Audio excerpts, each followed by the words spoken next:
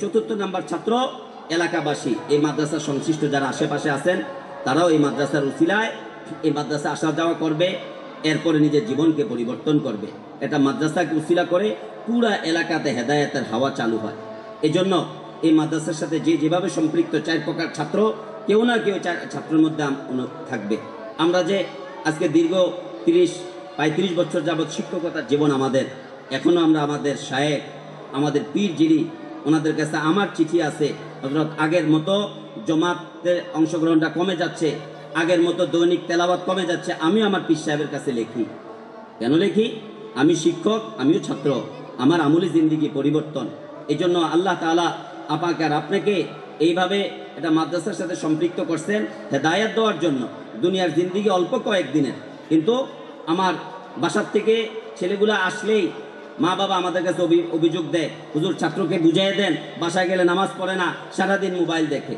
তো আপনি বাসার মধ্যে যদি সেই পরিবেশ কায়েম না করেন, আপনার ঘরের পুরুষ ছেলেরা যদি আজানের সাথে সাথে মসজিদে না যায়, আপনার ঘরের মহিলারা যদি আজানের সাথে সাথে জায়নামাজে না ওঠে, এটা তো একটা ঘরের মহিলাদের নামাজই কিনা, গুরুত্বের সাথে নামাজই কিনা। পরিচয় কি? পুরুষরা যাবে আজানের সাথে সাথে মসজিদে, জমাত ছাড়া নামাজ পড়া পুরুষদের জন্য কবিরা গুনাহ, আর মহিলারা আজানের সাথে সাথে জায়নামাজে, সব কাজ শেষ। আজকেও যারা মহিলারা এখানে আসছেন, আমি ব্যথিত মনে এটা বলে, অনেকের চেহারা খোলা, অনেকেই এমনভাবে চলাফেরা করতেছেন এখানে, আপনি মাদ্রাসার পরিবেশে আসছেন বলে আপনার আচরণ দ্বারা বোঝা যায় না। এটা বেদনাদায়ক, এটা দুঃখজনক। মাদ্রাসা কর্তৃপক্ষ আপনাদেরকে আলাদাভাবে ব্যবস্থা করছে, তাও আপনাদের চাল চলন একজন ইসলামী নারীর মতো হইতে হবে। ইসলামের নারীদের প্রধান ভূষণ পর্দা, এবং পর্দা মানে বোরকা নয়। পর্দা মানে শরীয়ত যাকে দেখতে অনুমতি দিচ্ছে তার সাথে দেখা কথাবার্তা বলা, যার সাথে কথাবার্তা বলা, যাকে দেখা দেওয়া শরীয়ত অনুমতি দেয় নাই, এদের থেকে নিজের চোখ বিরত রাখা। আমার কোনো শরীরের অংশ, আমার চেহারার কোনো অংশ কোনো পুরুষ দেখবে, এর থেকে বড়, এটাও তো আল্লাহ রসুল এই হাদিসে জিনা বলছেন। চোখের জিনা ব্যাপর দিকে দৃষ্টি, হাতের জিনা স্পর্শ।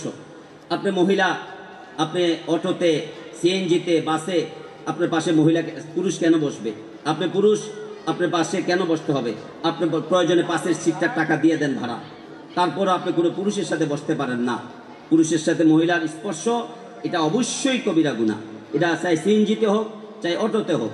আপনি জিন্দিগিকে পরিবর্তন করেন। পর্দার যাদের সাথে দেখা দেওয়া যায় তাদের সাথে ঘরে দেখা দিয়েন না, তাদের সাথে আপনি ওইভাবে ব্যবস্থা করেন, আপনার জন্য সহজ হয়ে যাবে। আমরা আমাদের ঘরে, আমি একমাত্র আলেম, আমার অন্য ভাইদের একসাথে তো থাকি, আমরা কেউ চেহারাতে কেউ দেখি না, এটা তো সম্ভব। পর্দা সবচেয়ে গুরুত্বপূর্ণ পুরুষের জন্য এবং নারীর জন্য। পুরুষ তার চেহারাকে কখনোই কোনো নারীর দিকে, মোবাইলে হোক, রাস্তাঘাটে হোক, আল্লাহ রসুল এটাকে জিনা বলছেন, চোখের জিনা। আল্লাহ তাআলা আমাদেরকে এ কথাগুলোর উপর আমল করে চলার তৌফিক নসিব করেন। যে প্রতিষ্ঠানে আমরা আজকে বসে আছি, আমাদের ছাত্রই, আমার মাওলানা মনির সাহেব এবং আমি, আমাদের অত্যন্ত প্রিয় ছাত্র মাওলানা এই ইমাম হুসাইন, অত্যন্ত প্রিয় ছাত্র জমানা থেকে সে মেধাবী ছিল। আলহামদুলিল্লাহ, আল্লাহ তাআলা তার দ্বারা অনেক বড় কাজ দিচ্ছেন কোটবাড়ি এলাকাতে। এত বড় প্রতিষ্ঠান আল্লাহ তাআলা তার দ্বারা করিয়েছেন। আমাদের আপনাদের সকলের দায়িত্ব এটাকে সহযোগিতা করে আরও আগিয়ে নিয়ে যাওয়া। এই জন্য বছরের শেষ প্রান্তীয় অনুষ্ঠানে আমি সমস্ত অভিভাবকদের কাছে অনুরোধ করব যে এই প্রতিষ্ঠানের আজকের এত ছাত্র, কোনো প্রচার দরকার পড়ে না যদি প্রত্যেক অভিভাবক আমরা প্রচারণার কাজ করি। আমরা প্রত্যেক অভিভাবক এ নিয়োগ করি যে আমি কমপক্ষে একজন অভিভাবক 3 জন ছাত্র আনবো আগামী নতুন বর্ষে, যাতে এই প্রতিষ্ঠান অর্থের কোনো সমস্যা না পড়ে এবং অর্থের কারণে ব্যবস্থাপনায় কোনো সমস্যা না হয়। আমি আমার একটা সন্তানকে বাইরে যারা দেখেন 5,000 10,000 টাকা টিউশন ফি দিই, কেন? আমার ছেলেটার কোনো ঘাটতি যেন না হয়। এখানেও আমরা ছাত্র যত বেশি দিব, এতই ব্যবস্থাপনা সুন্দর হবে। আর এই প্রতিষ্ঠানের দিকে আপনারা খেয়াল রাখবেন, এই প্রতিষ্ঠানে কিভাবে ছাত্র বাড়তে পারে। এই জানুয়ারিতে যেন আজকে যে ছাত্র আছে এর থেকে অনেক বেশি ছাত্র আসতে পারে, আপনারা সেই প্রচারণার কাজ করবেন। ওয়া আখিরু দাওয়ানা আনিল হামদুলিল্লাহি রাব্বিল আলামিন।